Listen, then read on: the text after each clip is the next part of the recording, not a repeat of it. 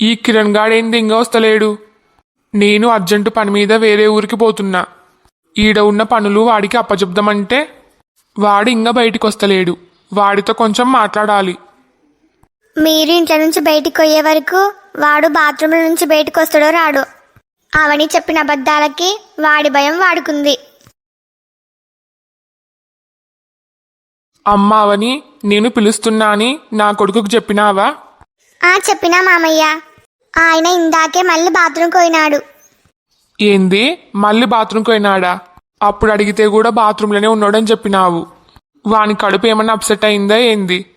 ఏమో నాకేం తెలియదు. నాకు తెలిసి ఇప్పుడు బాత్రూంల నుంచి బయటకు వచ్చింటాడు. మళ్ళీ ఒకసారి పిలవండి మామయ్య. సరే అమ్మా.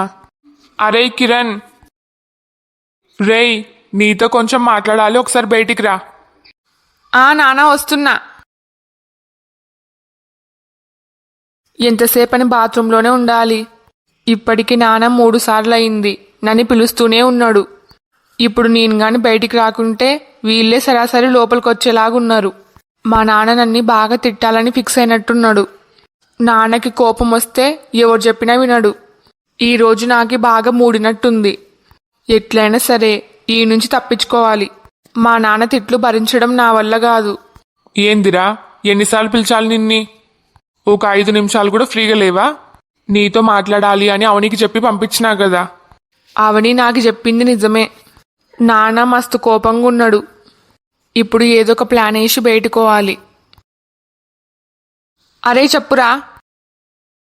ఏంది నిజమా? అయ్యో, అంత పని జరిగిందే? ఏంది అర్జెంటా? సరేరా మామ, ఇంకొక 5 నిమిషాలలో ఆడుంటా. ఇప్పుడే బయలుదేరుతున్నా. ఏంది వాడు ఫోన్ మాట్లాడుకుంటూ అక్కనే పోయినాడు? నేను పిలిచింది మనిషిని కాదా? వాడితో కొంచెం మాట్లాడాలి, పనుందని చెప్పినా కదా. ఆయన గాని పట్టించుకోకుండా అట ఫోన్ వచ్చిందని మాట్లాడుకుంటూ పోతే ఏంది అర్థం? నేనంటే కొంచెం కూడా లెక్కలేదా? నా మాట అంటే కొంచెం కూడా గౌరవం లేదా? వాడు ఇంతకుముందు ఎప్పుడు అట్లా చేసలేడు. వానికి ఏదో అర్జెంటుగా ఫోన్ వచ్చినట్టుంది. ముఖ్యమైన పని అయి ఉంటుంది. అందుకే మీరు పిలిచింది కూడా మర్చిపోయి అట్లా పోయి ఉంటాడు. అంతేగాని మీరంటే గౌరవం లేక కాదు. ఏంది, నువ్వు వానికి సపోర్టా? అయ్యో అదేం లేదు.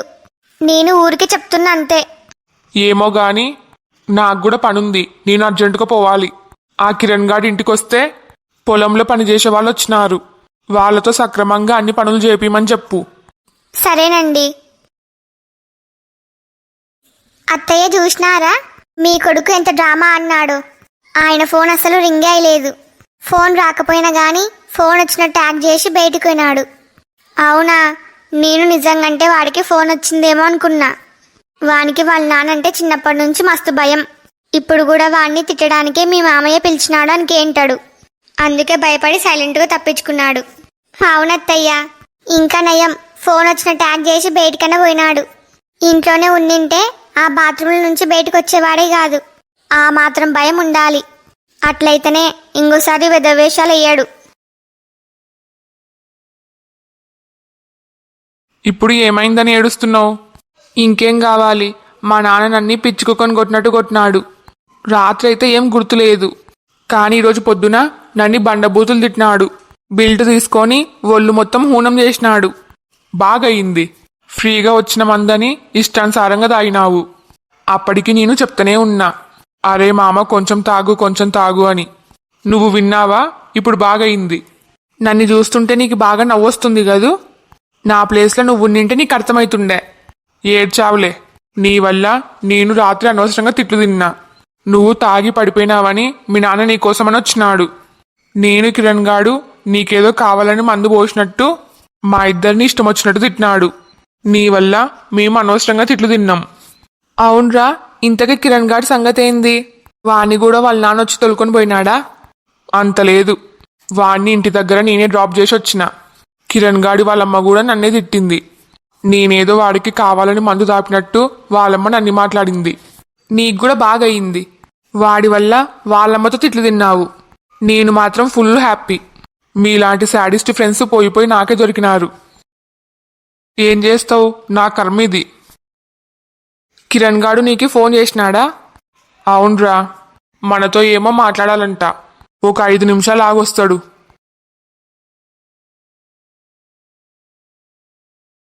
అమ్మా వెళ్ళొస్తాం. సరేరా, జాగ్రత్తగా పోండి. టయానికి తిను. రోజు నాకు ఫోన్ చేస్తా ఉండు. సరే అమ్మా. నాన్న బాయ్. బాయ్ మావయ్య. బాయ్. ఆడికి చేరిన తర్వాత నాకు ఫోన్ చేయండి. సరే.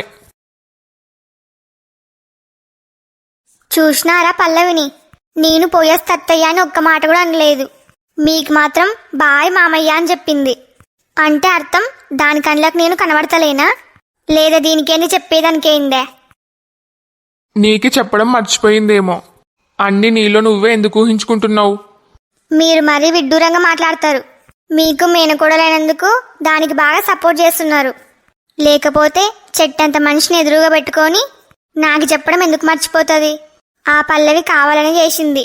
సరేలేనే, పల్లవి కావాలనే చేసింది అనుకుందాం. ఎప్పుడు చూద్దామన్నా పల్లవి పైన కోపడుకుంటా తిట్టుకుంటూనే ఉంటావు. నిన్న కూడా పల్లవికి చీర కట్టుకునిక రాదు అని నా చెల్లెల్ని పల్లవిని ఏమేమో అన్నావంట. నీకు అవసరమా? అదీగాక వంట రూమ్లో నీకి పల్లవికి పెద్ద గొడవ అయిందంట. ఆ గొడవలో నువ్వు నన్ను మస్తు తిట్టుకున్నావంట. ప్రతిసారి నన్ను నా చెల్లెల్ని మధ్యలోకి ఎందుకు లాగుతావు? మీకు నిన్న జరిగింది మొత్తం ఎవరు చెప్పినారు? ఆ పల్లవేనా? నాకు తెలిసి అదే ఇంటది. నా కొడుకు అంటావా చెప్పడు. ఇంటి పని మనిషికి చెప్పేంత ధైర్యం లేదు. అభి ఫ్రెండ్స్కి నీకు అసలు పరిచయమే లేదు. పల్లవి కాకుండా ఇంకెవరు చెప్తారులే. నా మొగునికి నా మీదనే చాడీలు చెప్పనీక దానికి అసలు ఎంత ధైర్యం? నువ్వు ప్రతిసారి నా చెల్లెల్ని తిట్టడానికి నీకెంత ధైర్యం? ఆయన పల్లవి చెప్పింది నీ గురించి మొత్తం నిజాలే కదా. దానిలో కల్పించి చెప్పిన అబద్ధాలేం లేవు. చీటికి మాటికి నా చెల్లెల్ని ఏమన్నా అన్నావనుకో, నేను అసలు ఊరుకునేదే లేదు. ఇది బాగా గుర్తుపెట్టుకో. దాని పుట్టింటికో ఏది ఊకపోకుండా మళ్ళీ నాకి నా మొగునికి గిల్లెలు పెట్టి పోతుందే. వారం రోజుల తర్వాత మళ్ళీ తిరిగి వస్తుంది కదా, అప్పుడు చెప్తా దాని సంగతి.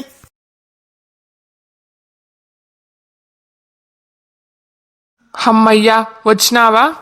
మాతో ఏమో మాట్లాడాలి అన్నావంట కదా, తొందర చెప్పు ఏందో. నాకే అర్జెంటుగా పనుంది, పోవాలి. నీకి అర్జెంటు పనే? ఏందది? వాళ్ళ నాన్న కొట్టిన దెబ్బలకి ఒళ్ళు మొత్తం హూనమైందంట.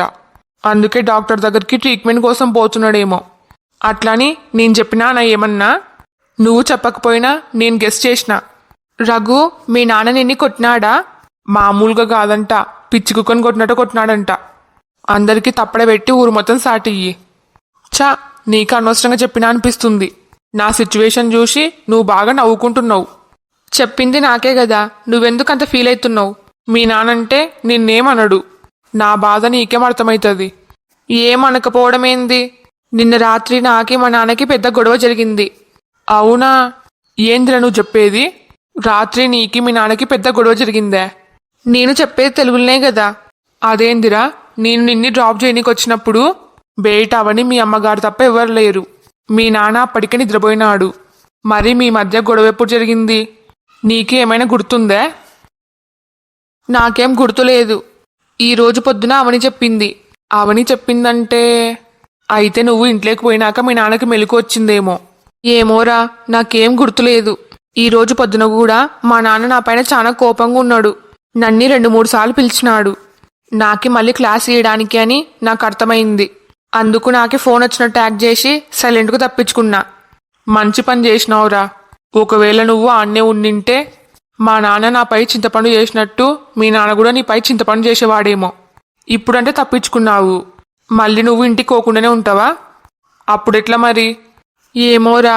అందుకే నిన్న నీకే ఎన్నిసార్లు చెప్పినా తక్కువ తాగు అంటే విన్నావా? ఇప్పుడు చూడు ఏమైందో. అది కాకుండా అనవసరంగా నేను మీ అమ్మగారితో తిట్లు తిన్నా.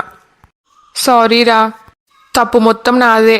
నాకి ఉన్న సమస్యలు చాలవన్నట్టు మళ్ళీ కొత్త సమస్యలు తెచ్చుకున్నా. పల్లవి విషయంలో ఇప్పటికే నేను చాలా టెన్షన్ పడుతున్నా. అదీగాక ఆ పోలీసుల టెన్షన్ ఒకటి. మళ్ళీ నేను తాగి ఇంటికి పోవడం వల్ల మా నాన్నకి నాకి పెద్ద గొడవ అయింది. మా అమ్మకి అవనికి నా పైన చాలా కోపం వచ్చింది. ఇంట్లో నేను మా నాన్నకి భయపడి తిరగాల్సి వస్తుంది. దీనికంతటికి కారణం రాత్రి నేను తాగడం వల్లే. ఇంకోసారి నాకే బుద్ధుంటే ఆ మందు జోలికి మాత్రం పోను.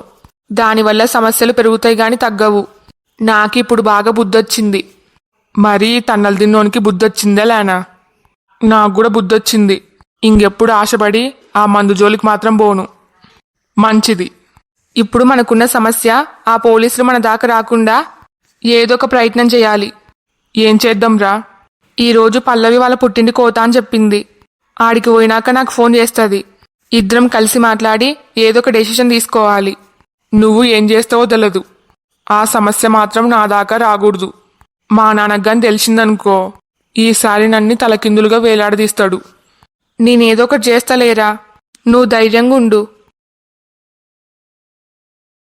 అవును పల్లవి, నాకే అర్థం కాక అడుగుతున్నా. మనిద్దరం మీ ఊర్లో ఉండేది వారం రోజులే కదా. నువ్వెందుకు మరి లగేజ్ మొత్తం సర్దుకున్నావు? 3 వారాలకి సరిపోయేటన్ని బట్టలని పెట్టుకున్నావు. మళ్ళీ మనం మన ఇంటికి తిరిగి వస్తాం కదా.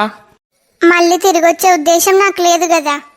ఏది ఏమైనా సరే నాకు కిరణ్కి పెళ్ళయ్యే వరకు నేను నా పుట్టింట్లోనే ఉంటా. తిరిగి మీ ఇంటికి మాత్రం సచ్చినా రాను. ఇంకా నాకే ఆ ఇంటికి రుణం తెగిపోయింది. తాడో పేడో నా పుట్టింట్లో తెలుసుకుంటా. చెప్పు పల్లవి. మరేం లేదు, ఒక వారం కంటే ఎక్కువ రోజులు ఉండాల్సి వస్తే అప్పుడు ఇబ్బంది పడకూడదని కొన్ని బట్టలు ఎక్కువ పెట్టుకున్నా, అంతే. ఏంది, వారం రోజుల కంటే ఎక్కువ ఉండాల్సి వస్తేనా? అంత లేదు పల్లవి. నాకి అమెరికాలో చాలా పనులున్నాయి. మనం ఎంత తొందరగా వీలైతే అంత తొందరగా అమెరికాకు తిరిగిపోవాలి. నువ్వేదో బలవంతం పెట్టినావని నాకు ఇష్టం లేకపోయినా నిన్ని కొన్ని రోజులు ఇండియాకి తోలుకొని వచ్చిన. అంతేగాని ఈడే ఇష్టం వచ్చినన్ని రోజులు ఉండడానికి లేదు. అవన్నీ వర్తించేది నీకి, నాకు కాదు. నేనసలు ఇండియాకి వచ్చిందే ఈడ పర్మనెంట్గా ఉండడానికి, అంతేగాని మళ్ళీ నీతో తిరిగి అమెరికాకి రావడానికి కాదు. ఈసారి అమెరికాకి నువ్వు ఒక్కనివే పోతావు. అది కూడా నాతో శాశ్వతంగా తెగదెంపులు చేసుకొని పోతావు. కానీ పాపం అభి ఒక్కడు ఒంటరిగా అమెరికాలో ఎట్లుంటాడో ఏమో. పల్లవి, నేను చెప్పింది అర్థమైందే? ఆ, అర్థమైందిలే. మీ ఊరు ఇంకా కొంచెం దూరమే ఉంది. నువ్వు చాలా రోజుల తర్వాత మీ అమ్మని మీ నాన్న చూడబోతున్నావు. కానీ నీ ముఖంలో కొంచెం కూడా సంతోషమే లేదు. ఎందుకంటావు? నువ్వు అసలు రోడ్డు చూసి డ్రైవ్ చేస్తున్నావా లేదా నా ముఖం చూసి డ్రైవ్ చేస్తున్నావా? ఊరికి పోయే వరకు నన్ను విసిగించకుండా సైలెంట్గా ఉండు. ఫస్ట్ ఊరికి పోగానే కిరణ్కి ఫోన్ చేసి మాట్లాడాలి. పాపం ఎంత టెన్షన్ పడుతున్నాడో ఏమో. మా ఏందే? నాకు ఇంట్లో ఉండి ఉండి బోర్ వస్తుంది. అయితే ఈరోజు థియేటర్లో ఒక కొత్త సినిమా పడింది. నేను పోయి సినిమా చూసి రానా? నీకి కొంచెమన్నా బుద్ధి ఉందా? అసలు ఏం మాట్లాడుతున్నావో నీకన్నా అర్థమవుతుందా? నువ్వు ఇంకా మామూలు మనిషివి అనుకుంటున్నావేమో. నీ కడుపులో బిడ్డ ఉంది, మర్చిపోయినావా? కొంచెం కూడా నీ బిడ్డ పైన కేరింగ్ లేకుండా సినిమాకి పోయేస్తా అంటున్నావు. నా ఫేవరెట్ హీరో సినిమా. నాకే సినిమా చూడాలని ఆశ ఉంది. ప్లీజ్ అమ్మా, ఇదొక్కసారి ఒప్పుకో. నీకి ఒకసారి చెప్తుంటే అర్థమైతలేదా? సినిమా థియేటర్లలో మంది ఎక్కువ ఉంటారు. అంతమందిలో నీకి నీ బిడ్డకి ఏమన్నా అయితే కొంచెం కూడా భయం లేకుండా మాట్లాడుతున్నావు.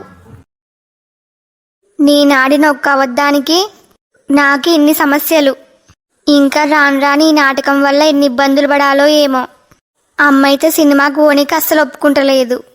ఇదొక్కసారికి ఆలోచించవచ్చు కదా. ప్లీజ్ అమ్మా. ప్లీజ్ లేదేం లేదు, మర్యాదగా లోపలికో. నీకి అంతగా సినిమాకి పోవాలని ఉంటే నీ మొగునికి ఫోన్ చేసుకో. నీ మొగుడు పెట్టే గడ్డ అయితేనే నీకు కరెక్ట్. నా మొగుడిని చెప్తే ఇంకేమన్నా ఉందే? నేను నిజంగా సినిమాకి పోయినా పోతా అని నన్ను తోలుకొని పోయి వాళ్ళ ఊర్లో పెట్టుకుంటే కష్టం. ఇదొక్కసారికి సినిమా చూడకుంటే ఏం కాదులే. కొన్ని రోజులు పోతే అదే ఓటీటీలోకి వస్తుంది, అప్పుడు చూడొచ్చు.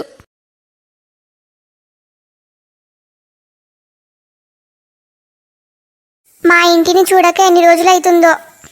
నువ్వు హ్యాపీ కదా? చాలా హ్యాపీ.